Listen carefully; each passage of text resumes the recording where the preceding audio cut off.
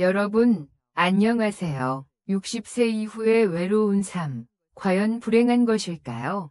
심리학자들의 연구에 따르면 고독은 불행이라는 생각은 문화와 사회적 영향을 받은 관념일 뿐 반드시 사실은 아니라고 합니다.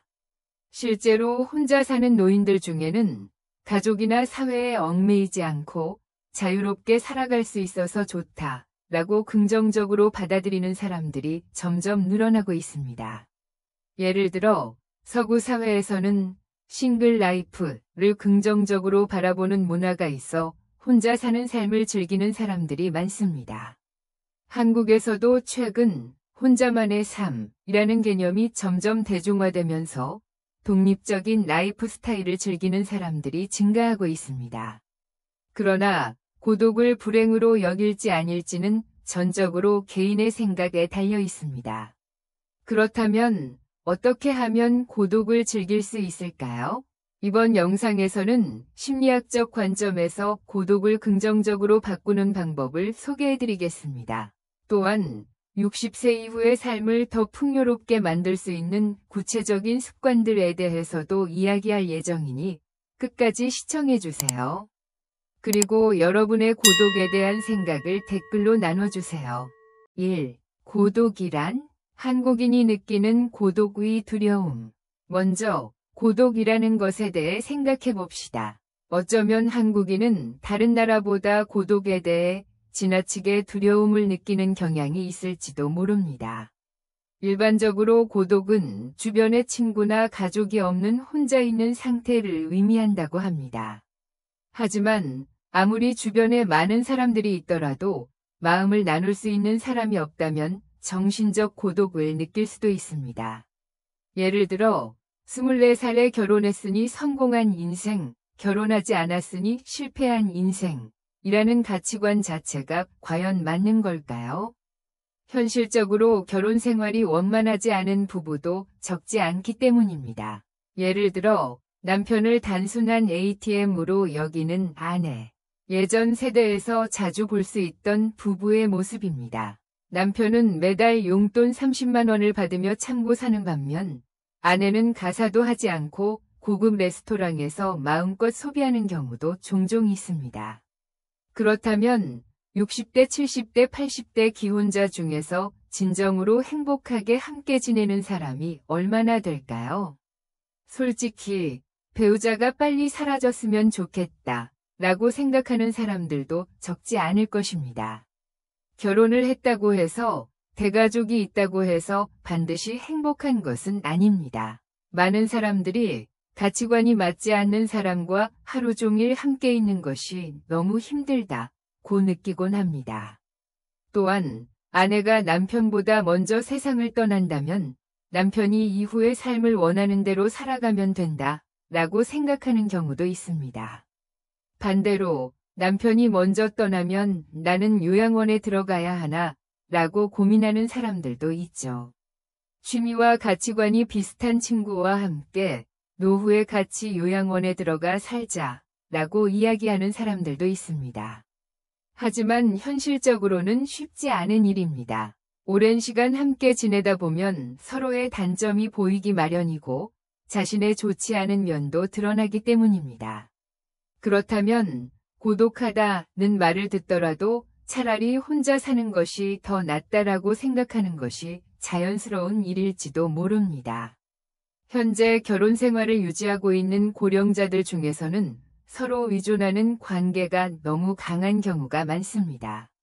이상적인 관계란 서로 경제적으로나 정신적으로 자립한 상태에서 만약 정말 견딜 수 없는 일이 생긴다면 언제든 이혼할 수 있는 자유를 가지는 것. 이를 전제로 서로 협력할 수 있는 부부는 협력하며 지내는 것이 바람직한 관계일지도 모릅니다. 한편 현재 독신으로 살아가는 사람들은 이미 의존 관계가 없기 때문에 오히려 정신적으로 더 강할 수도 있습니다. 2. 한국의 행복도 순위. 2023년 세계 행복도 순위에 따르면 1위는 핀란드였습니다. 북유럽과 유럽 국가들은 세금이 높지만 복지 정책에 많은 투자를 하기 때문에 상위권에 랭크된 것으로 보입니다. 아시아에서는 물가가 높지만 살기 좋은 나라로 평가받는 싱가포르가 25위, 대만이 27위를 차지했습니다. 그리고 한국은 59위, 심지어 분쟁 지역보다도 낮은 순위이며 선진국 중에서는 매우 낮은 랭킹입니다. 일부 정치인과 대기업 경영진, 이른바 특권층이 혜택을 누리는 반면 일반 서민들은 높은 세금 부담 속에서 점점 더 빈부격차가 벌어지고 있습니다. 이러한 현실 속에서 한국은 선진국임에도 불구하고 낮은 행복도를 기록한 것으로 보입니다. 3. 고독하지만 행복하게 살아가는 방법. 그렇다면 고독하지만 행복하게 살아가기 위해서는 어떤 점을 의식해야 할까요? 1. 건강에 좋은 음식을 선택하기. 건강한 식습관을 유지하려면 어떤 음식이 몸에 좋은지 아는 것이 가장 중요합니다. 채소, 과일, 생선, 견과류, 발효식품 등은 비타민과 미네랄이 풍부하여 몸의 균형을 유지하는 데 도움을 줍니다. 반면 가공식품, 설탕과 지방이 과도하게 포함된 음식, 알코올은 건강에 악영향을 미칠 가능성이 있습니다.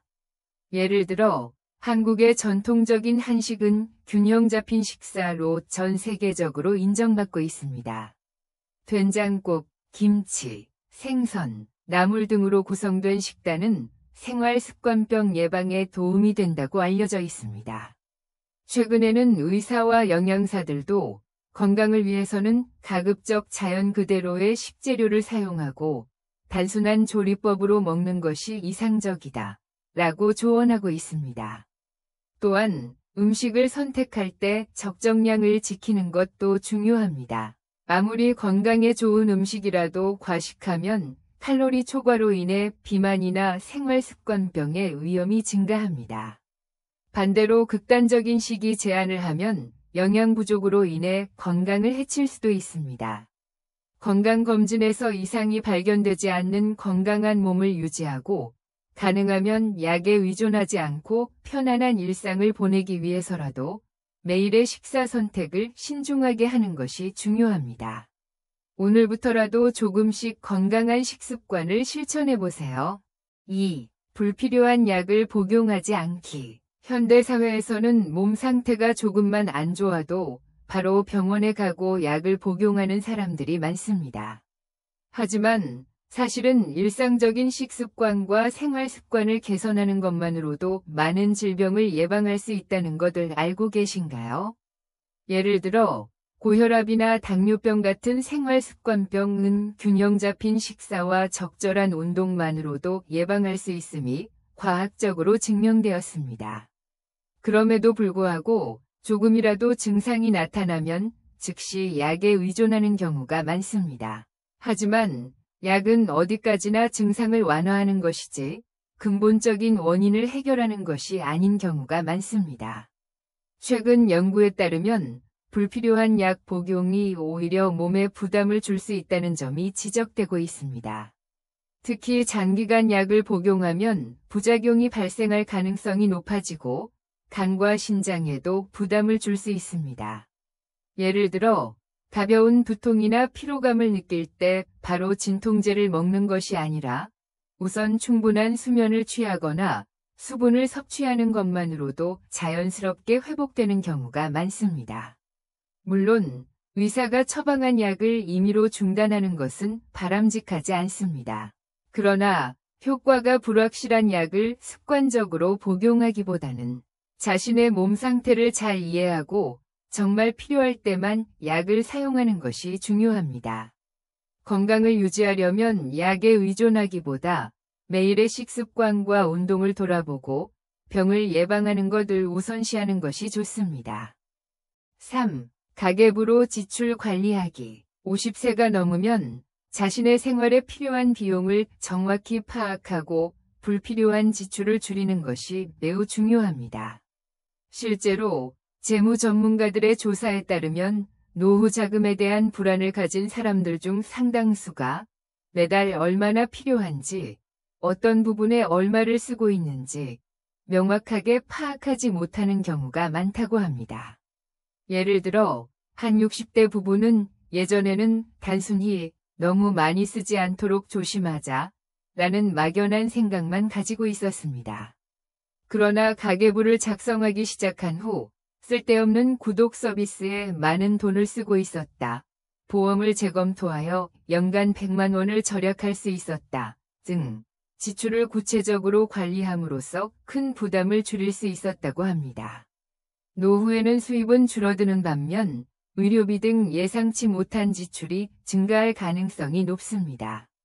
그렇기 때문에 지금부터 가계 관리 습관을 기르고 정말 필요한 지출과 줄일 수 있는 지출을 명확히 구분하는 것이 안정된 노후 생활로 이어지는 중요한 열쇠가 됩니다. 4. 연금 수령액 정확히 파악하기. 노후 생활을 안심하고 보내려면 자신의 연금 수령액을 정확히 파악하는 것이 중요합니다. 매년 발송되는 연금 내역서에는 지금까지의 납부 기록과 미래의 예상 연금 수령액이 기재되어 있으므로 이를 적극적으로 활용해야 합니다. 그러나 기재된 금액은 세금과 건강보험료 등이 공제되기 전이 금액이므로 실제로 받게 될 금액을 정확히 알기 위해서는 사회보험사무소나 전문가에게 상담을 받는 것도 좋은 방법입니다. 또한 노후 자금의 부담을 줄이려면 지출을 점검하고 생활비를 절약하는 것도 중요합니다. 예를 들어 유선 전화 해지, 불필요한 보험 재검토, 구독 서비스 정리 등 간단한 조정만으로도 매달 나가는 비용을 줄일 수 있습니다. 실제로 정년퇴직 후 가계부를 작성하기 시작한 60대 부부는 무의식적으로 낭비했던 지출을 줄임으로써 연간 300만 원 이상의 절약에 성공했다고 합니다. 또한 얼마나 저축해야 하는가 하는 점도 중요하지만 전문가들은 자산을 늘리는 것보다 필요한 지출을 줄이는 것이 현실적인 방법이라고 조언합니다. 예를 들어 매월 생활비를 150만 원에서 120만 원으로 줄일 수 있다면 노후 자금 계획도 훨씬 수월해집니다. 무리한 절약이 아니라 현명한 소비 습관을 들이고 불필요한 불안을 줄이며 여유로운 노후를 보낼 수 있도록 계획을 세워보세요. 5. 현재의 나 자신을 받아들이기. 연금 수령액이 적다는 것은 그동안의 수입이나 납부한 금액이 적었다는 의미일 수 있습니다. 하지만 그것은 과거의 선택과 상황 때문일 뿐 현재의 나 자신을 부정할 이유가 되지는 않습니다. 남과 비교하기보다 지금 내가 가진 것으로 행복을 느끼는 것이 무엇보다 중요합니다. 예를 들어 연금이 적다고 느끼는 사람들 중에는 젊었을 때 가족을 위해 희생하고 자신의 커리어보다 자녀나 부모를 돌보는 선택을 했던 사람들도 있을 것입니다. 또한 건강 문제로 인해 일을 하지 못했던 시기가 있었을 수도 있습니다. 각자의 삶에는 다양한 사정이 있으며 단순히 돈의 많고 적음만으로 행복을 평가할 수는 없습니다. 전문가들에 따르면 경제적인 여유보다 자신의 생활에 만족하는지 여부가 노후의 행복도를 결정짓는 더 중요한 요소라고 합니다. 돈이 많지 않아도 지역 커뮤니티에 참여하거나 취미를 즐기면서 충실한 하루하루를 보낼 수 있습니다. 중요한 것은 현재의 나 자신을 받아들이고 내 삶 속에서 작은 행복을 찾아 그것을 소중히 여기는 것입니다. 6. 욕망에 휘둘리지 않기. 현대사회에서는 화려한 여행이나 명품을 소유하는 것이 행복의 상징처럼 여겨지는 경우가 많습니다. 하지만 진정한 행복은 물질적인 풍요가 아니라 마음의 만족에서 오는 것이 아닐까요? 예를 들어 일본의 사상에는 족함을 아는 것이 중요하다라는 뜻의 타루오시로 족루지루라는 개념이 있습니다. 이는 지금 가진 것에 만족하는 것이 중요하다는 의미로 무리하게 더 많은 것을 원하기보다 소박한 삶 속에서 오히려 더 큰 평온을 찾을 수 있다고 합니다. 실제로 전 세계적으로 미니멀리스트 라이프 스타일이 주목받고 있으며 필요한 최소한의 물건만으로 살아가는 것이 더 자유롭고 풍요로운 삶을 가능하게 한다는 사람들이 늘어나고 있습니다. 또한 행복도가 높은 사람들의 특징을 보면 물질적인 가치를 추구하기보다 인간관계나 경험을 더 중요하게 여기는 경향이 있습니다. 중요한 것은 고급 브랜드에 집착하는 것이 아니라 일상 속 작은 행복을 발견하며 살아가는 것입니다. 때로는 단순한 삶 속에서야말로 진정한 풍요로움을 찾을 수 있는 것 아닐까요? 7. 스트레스에서 벗어나기. 건강하고 충실한 노후를 위해서는 스트레스를 쌓아두지 않는 것 이 무엇보다 중요합니다. 그러기 위해서는 스트레스의 원인이 되는 인간관계나 일을 점검하고 가능하면 거리 두기를 실천하는 것도 필요합니다. 예를 들어 한 50대 남성은 퇴직 후에도 수입을 위해 이전 직장에서 아르바이트를 계속하고 있었습니다. 그러나 직장 내 인간관계에서 오는 스트레스와 오랜 기간 쌓인 압박감으로 인해 결국 건강이 악화되었습니다. 결국 그는 과감하게 일을 그만두고 정원 가꾸기와 지역 활동에 집중하기 시작했습니다. 그 결과 정신적으로 안정감을 되찾았고 건강도 개선되었다고 합니다. 또한 재무 전문가들의 조언에 따르면 노후 생활에서 돈보다 스트레스가 적은 환경이 행복도를 더 크게 좌우한다고 합니다. 수입이 조금 줄더라도 굳이 무리하면서까지 유지해야 할 인간관계나 직장으로부터 벗어날 수 있다면 훨씬 더 평온한 삶을 누릴 수 있습니다. 노후는 자신이 정말 소중하게 여기는 것에 시간을 쓸 수 있는 기회입니다.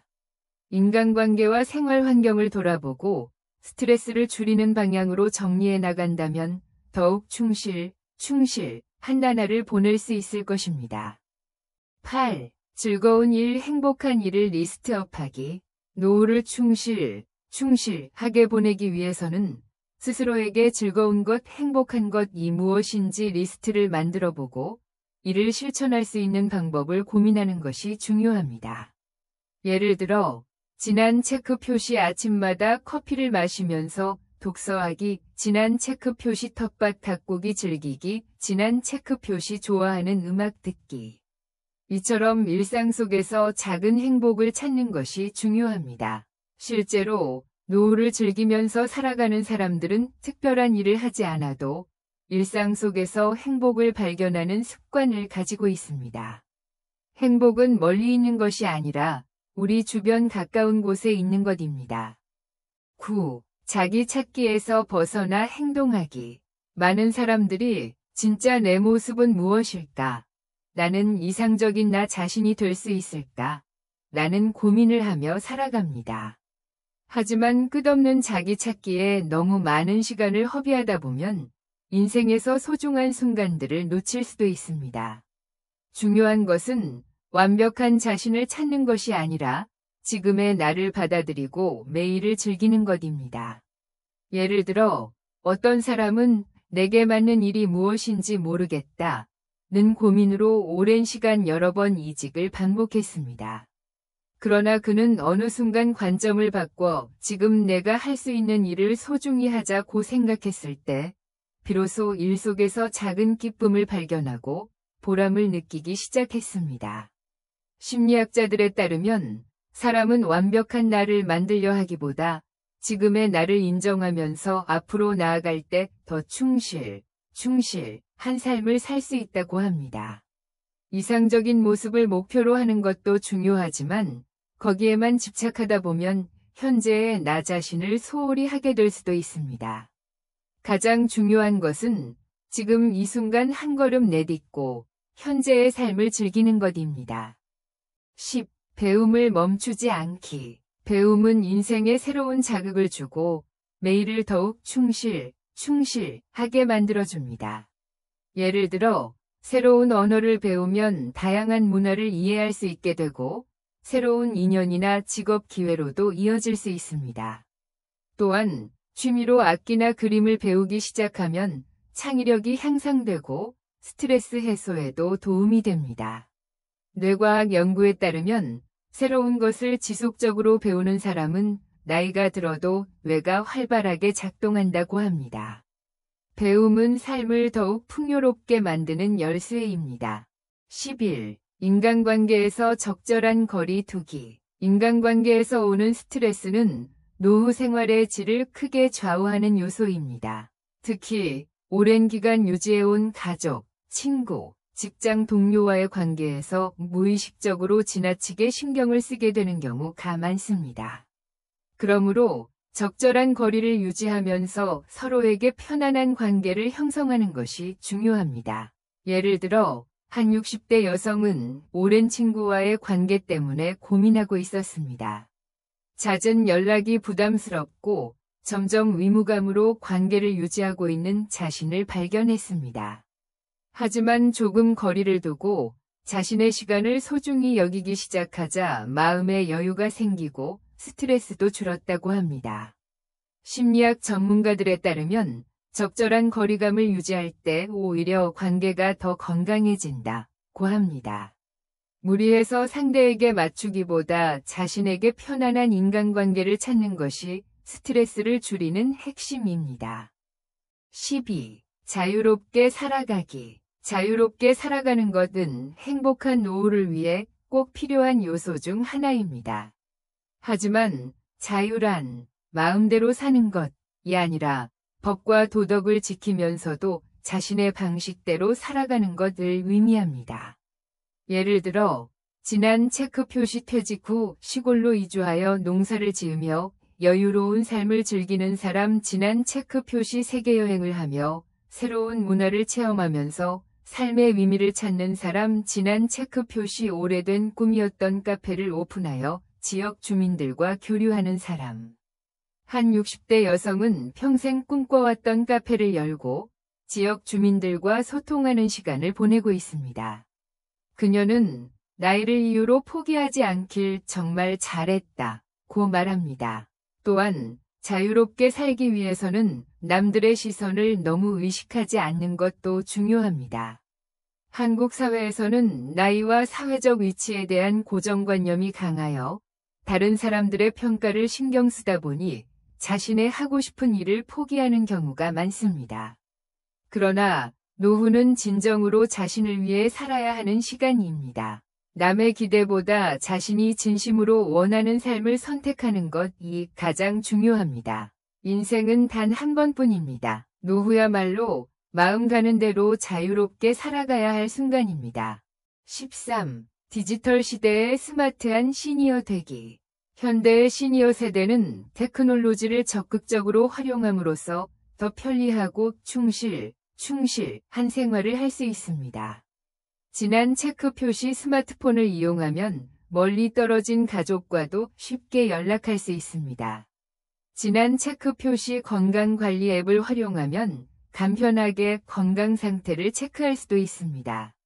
지난 체크 표시 온라인 쇼핑을 배우면 무거운 짐을 나를 필요 없이 편리하게 쇼핑을 즐길 수 있습니다. 예를 들어 한 고령자가 온라인 쇼핑을 배우면서 무거운 짐을 드는 부담이 줄어들었고 필요한 물건을 더 자유롭게 구입할 수 있게 되었습니다. 전문가들에 따르면 새로운 기술을 적극적으로 활용하면 고령자의 삶의 질이 향상될 뿐만 아니라 사회와의 연결도 더욱 깊어질 수 있다고 합니다. 테크놀로지를 적극적으로 활용하며 디지털 시대를 즐기는 스마트한 시니어가 되어보세요. 14. 자연과 교감하기. 자연과 가까이 하는 것은 마음과 몸의 건강에 매우 좋은 영향을 줍니다.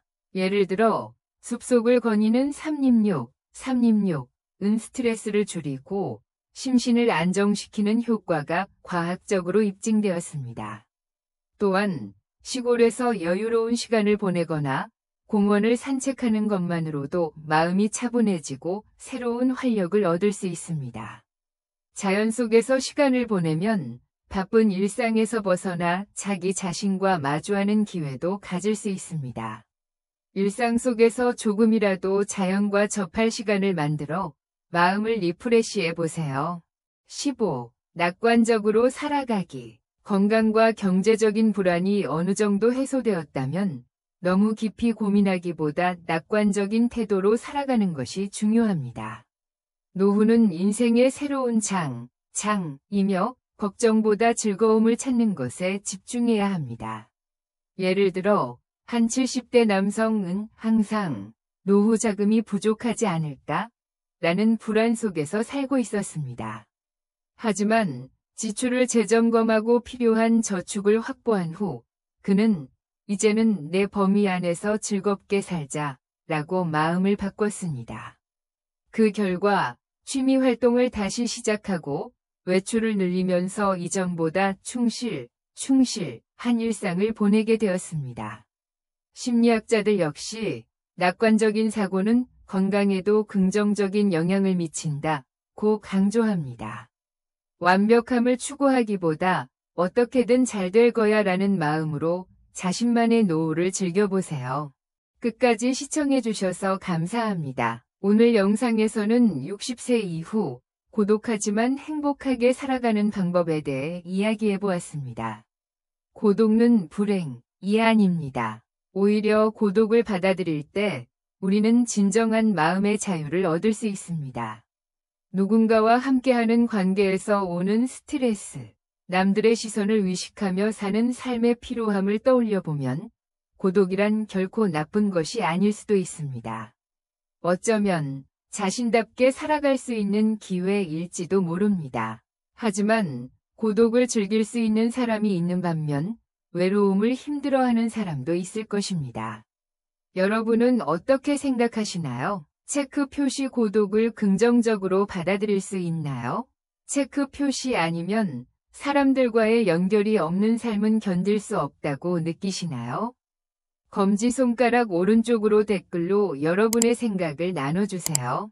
또한 이 영상이 조금이라도 도움이 되었다면 좋아요와 구독을 눌러주세요.